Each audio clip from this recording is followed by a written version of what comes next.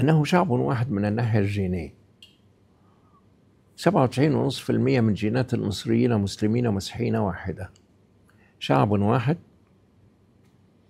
كان يعتنق الأمونية، ثم جاءت المسيحية يعتنق المسيحية، ثم جاء الإسلام يعتنق الإسلام، باستثناء المسيحيين الموجودين دلوقتي.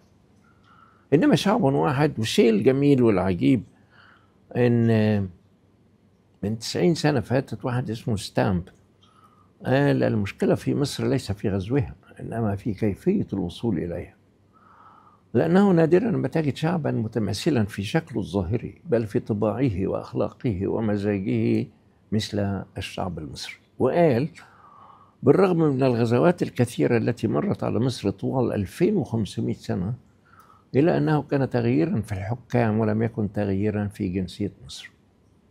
فيبقى احنا مطمئنين من ناحية الجينات، خصوصا وأن أيضا الجزء المهم قوي ان احنا اكتشفنا ان 86.6% من المصريين والمصريات يحملون جينات من أسرة توت عنخ آمون. فنحن أحفاد هؤلاء العظماء في الغالبية العظمى بتاعتنا، يعني في 90% تقريبا من الشعب.